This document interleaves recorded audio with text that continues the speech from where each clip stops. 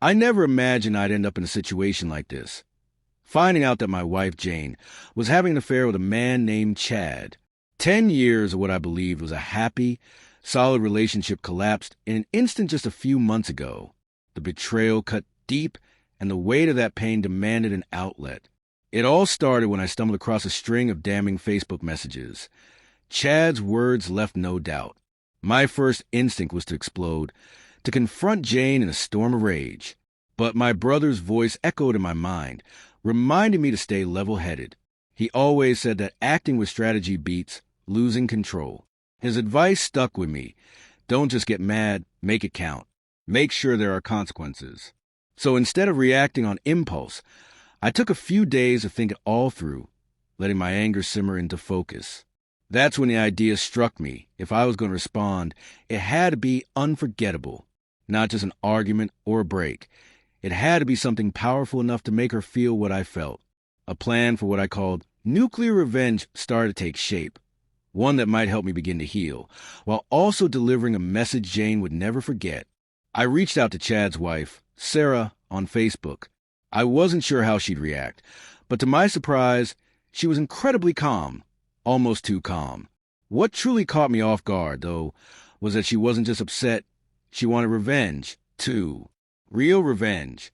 That was when our plan was born. We decided to flip the script. The two of us would go out on a date and make sure Jane and Chad saw us together. It was bold, even a bit theatrical, but the thought of turning the tables gave me a rush. At first, I was unsure. Could I really go through with this?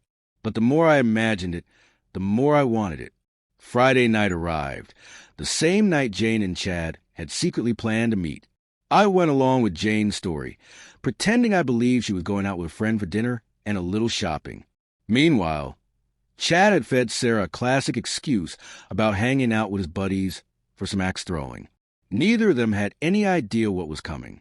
Sarah and I dressed the nines. Every detail mattered. We were going to make an entrance and a statement. The adrenaline surged as we got in the car, talking about the strange mix of hurt, nervousness, and quiet satisfaction bubbling inside us.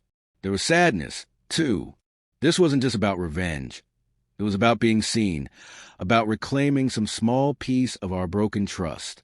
We knew exactly where they'd be. A sleek, upscale bar tucked away on the other side of the city. Their chosen hideaway. When we arrived, we walked in together, poised and collected, every step deliberate. And there they were, in a dimly lit corner.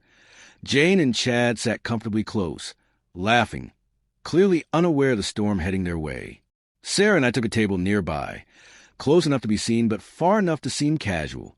We ordered drinks and appetizers, keeping our eyes on them without being obvious. I felt my pulse quicken. Then finally it happened. They noticed us. Their expressions shifted instantly, mouths slightly open, eyes wide, frozen in disbelief. It was as if they'd just seen ghosts. You could almost feel the confusion and panic swirling as they tried to process what they were seeing. Sarah leaned toward me and whispered that they'd definitely seen us, her voice steady and filled with quiet satisfaction. "Do it," she murmured. I hesitated for a second, but just a second, then I leaned in and kissed her. It wasn't awkward or forced.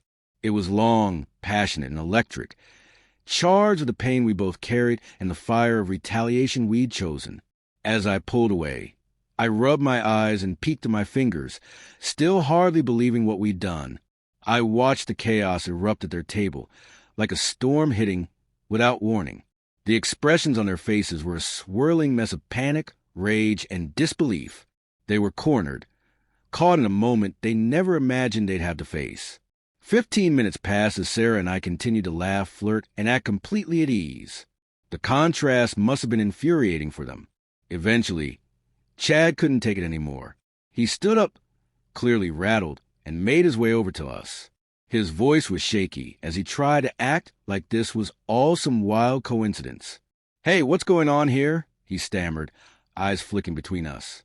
I kept my cool, leaning back in my chair as if this was just another regular night out.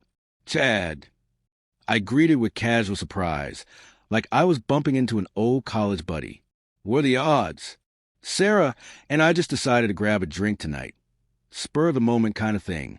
You remember Sarah, don't you? Your wife. His face turned a deep shade of red, so intense it looked like it might burst into flames. Words caught in his throat as he stumbled for something, anything, to say. Behind him, Jane sat frozen, eyes wide, her face pale and stunned. She looked like she might fall apart right then and there. Before Chad could spit out another word, Sarah leaned in with a smirk and delivered the knockout line. "Oh, come on, Chad," she said with mock innocence.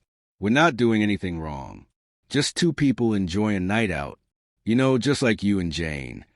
The impact of her words landed hard. You could practically see the moment their affair became undeniable in their own minds. No excuses left, no place to hide. They were exposed, and the look of realization on their faces was priceless. Chad, visibly flustered and lost for words, muttered something about needing to use the restroom and disappeared in a flash. He didn't even wait for a response. Jane, trembling and visibly shattered, rose to her feet with tears streaming down her face. She didn't say a word, just grabbed her things and rushed out of the bar, the weight of her betrayal finally crashing down on her. Sarah and I exchanged a high five, both of us smiling, not with glee, but with the deep satisfaction of justice served. We had pulled it off. The plan had worked flawlessly. The revenge wasn't just sweet, it was empowering. We didn't rush to leave. Instead, we stayed a while longer, finishing our drinks and talking, really talking. Despite the strange and painful circumstances that brought us together, we found common ground. It felt unexpectedly comforting. She got it. She understood the pain, the betrayal, the confusion. We shared stories about our marriages, the good parts, the struggles, the countless times we tried to make it work. And, of course, the painful ways our partners had let us down. There was something healing about that conversation. When the night came to an end, I drove Sarah home. Before she got out of the car, we promised to keep in touch. We both knew this was just the beginning. Hard conversations and messy endings were on the horizon, but at least we had someone who understood. Someone in the same battle. Over the following weeks, both marriages fell apart completely. Jane and Chad offered apologies, loaded with regret and promises to change, but the damage had been done. There was no going back. Sarah and I leaned on each other during that time. We went through the difficult process of divorce side by side, emotionally drained but not alone.